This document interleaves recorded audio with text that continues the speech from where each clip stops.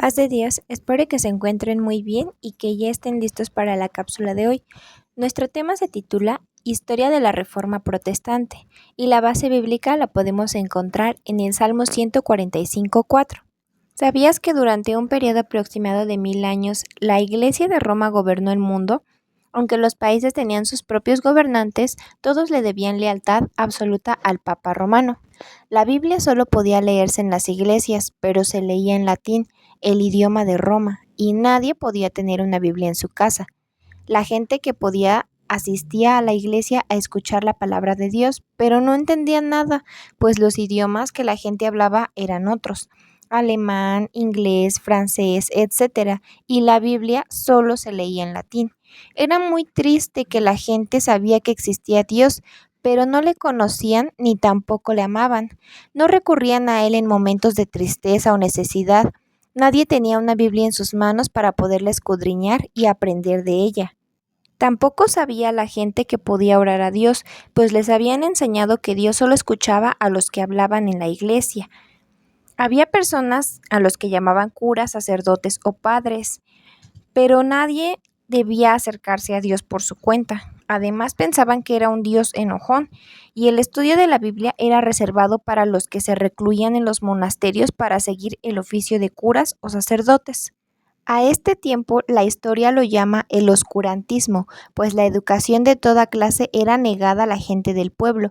Por esta razón, las personas creían que todo lo que se les decía a la Iglesia de Roma era real, y no sabían si era correcto o no, así que creían todo lo que decían los sacerdotes. ¿Pero qué enseñaba la Iglesia de Roma a la gente del pueblo? Por ejemplo, enseñaban acerca de un lugar llamado purgatorio, un lugar donde iban las almas de las personas que morían antes de ir al cielo. Ahí la gente, según esta mala enseñanza, pasaba mucho tiempo. Otra enseñanza falsa eran las indulgencias, que era un certificado que se vendía y compraba para poder ir al cielo. Estas enseñanzas no están en la Biblia. Sin embargo, la gente no podía corroborar esto porque no había una Biblia a su alcance. Muchas personas vivían preocupadas por estas dos falsas enseñanzas y entregaban su dinero a la Iglesia de Roma para poder comprar su entrada al cielo. Qué mal, ¿verdad? Porque tú y yo sabemos que la entrada al cielo es gratuita porque el único que nos lleva al cielo se llama Jesús. Por el año 1512, un joven cura llamado Martín Lutero estudiaba la Biblia, pues buscaba la misericordia de Dios. Había pasado gran parte de su vida tratando de agradar a Dios, pero parecía que nada de lo que hacía era suficiente. Entonces encontró en la carta a los romanos que Dios no solo es misericordioso, sino que además nos da regalos sin que lo merezcamos, solo porque es amor. Eso se llama gracia. Martín Lutero se convence de que toda la enseñanza que la gente había recibido estaba equivocada, es decir, eran mentiras, así que elabora un documento donde exponía sus desacuerdos a la enseñanza de la Iglesia de Roma, y el 31 de octubre de 1517 los clava en la puerta de la iglesia. A este documento se le llamó las 95 tesis, que eran los argumentos contra las malas prácticas de la Iglesia de Roma. Evidentemente, estas no fueron bien recibidas. Por esta razón, este hombre fue expulsado, perseguido y puesto preso por exponer la verdad a la luz de la Biblia.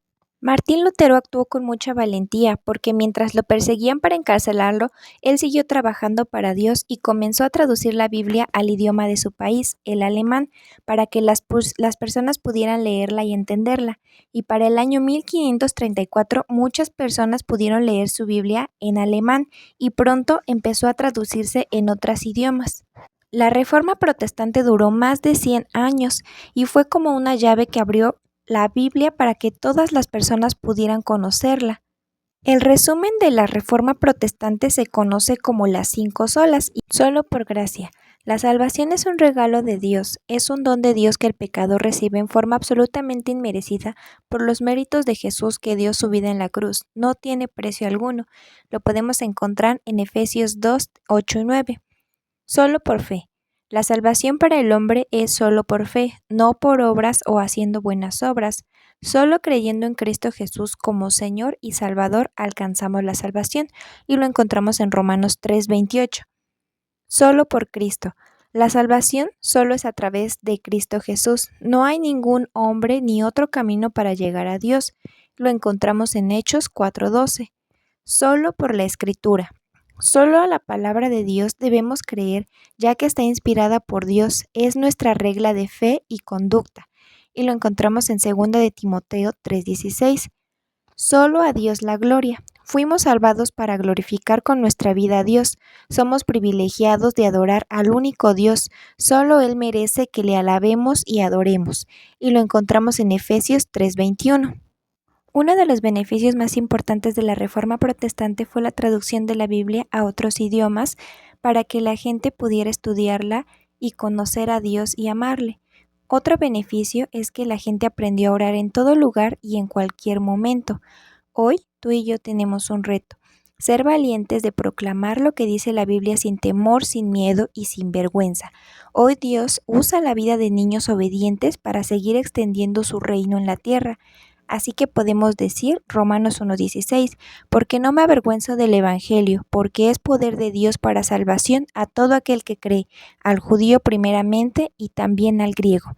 Demos gracias a Dios y gloria por la bendición que tenemos de orar y leer la Biblia con libertad. Y oremos este día por aquellos hermanos que sufren persecución por su fe. Antes de irnos, digamos nuestro texto áureo.